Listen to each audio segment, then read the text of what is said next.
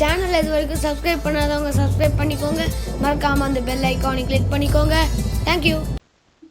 Hello friends, welcome to டெக்கின்ஸ் family channel. நம்ம இன்னைக்கு என்ன பார்க்க போகிறோன்னா, ரேஷன் பச்சரிசி மாவில் இன்ஸ்டண்ட்டாக அச்சு முறுக்கு எப்படி பண்ணலான்றதை பார்க்கலாம். அதுக்கு தேவையான பொருட்கள் என்னன்னு பார்க்கலாம். 2 கப் ரேஷன் பச்சரிசி மாவை நல்லா சளிச்சு எடுத்து வச்சுருக்கிறேன். 1 கப் தேங்காய் பால் எடுத்துருக்கிறேன். 1 முட்டை, 1 கப் வெல்லம் எடுத்திருக்கேன். அவ்வளோதான். இப்போ முட்டையை மிக்ஸி ஜாரில் சேர்த்துக்கலாம். இப்போ ஒரு மிக்சிங் பவுல் எடுத்துக்கலாம். 2 கப் அரிசி மாவை சேர்த்துக்கலாம். வெல்லத்தை டைரெக்டாக அப்படியே சேர்த்துக்க வேண்டாம், கொஞ்சம் டஸ்ட் இருக்கும், அதனால ஃபில்டர் பண்ணிவிட்டு சேர்த்துக்கலாம். தேங்காய் பாலை வேறு ஒரு பவுலுக்கு மாற்றிக்கலாம். இப்போ வெல்லமும் தேங்காய் பாலும் சேர்த்து நல்லா கரைச்சிக்கலாம்.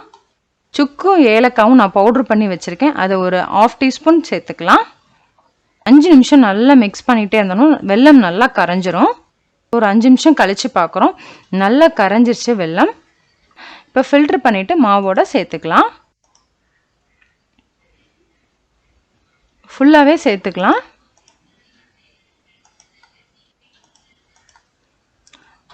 ஒரு ஸ்பூன் எள்ளு சேர்த்துக்கலாம்.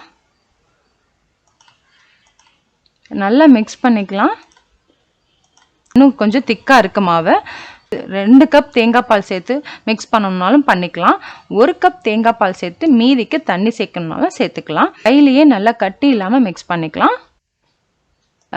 ஆப்ப மாவு பதத்தில் இருக்கணும், ரொம்ப கட்டியாகவும் இருக்கக்கூடாது.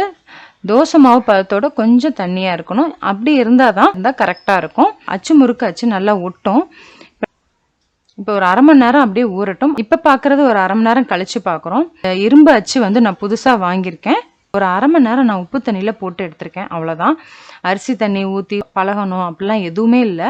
உப்பு தண்ணியில் ஒரு 1/2 மணி நேரம் ஊற வச்சா போதும். கல் உப்பு ஒரு கைப்பிடி போட்டு இந்த அச்சு முங்குற அளவுக்கு தண்ணி ஊற்றி ஒரு 1/2 மணி நேரம் நல்லா ஊற வச்சுட்டாலே போதும். இந்த இரும்பு அச்சு நல்லா ஒட்டாமல் நல்லா வந்துடும். இப்போ நான் எண்ணெய் நல்லா காய வச்சுட்டேன். ஒரு 5 நிமிஷம் நல்லா அந்த அச்சு நல்லா சூடாகணும். இரும்பு தச்சில் பண்ணால் தான் நல்லா வரும். இந்த மாதிரி நல்லா ஃபுல்லாக முக்காமல் பாதியாக முக்கினா போதும். அப்படியே ஒரு 10 செகண்ட் வச்சுட்டோம்னா 10 செகண்ட் கழித்து எடுத்தோம்னா நல்லா ஒட்டாமல் நல்லா வந்துடும். புது அச்சில் எவ்வளோ அழகாக வருது பாருங்கள், கொஞ்சம் கூட ஒட்டவே இல்லை. ஃபுல்லாக மீடியம் ஃப்ளேமில் வச்சு தான் பண்ணணும். பபுள் ஸ்டாப் பண்ணோடனே மாற்றி போட்டுக்கலாம். இந்த கலர் வந்தோடனே எடுத்துடலாம். இந்த மாதிரி நான் எல்லாமே பொரித்து எடுத்துகிட்டு காமிக்கிறேன்.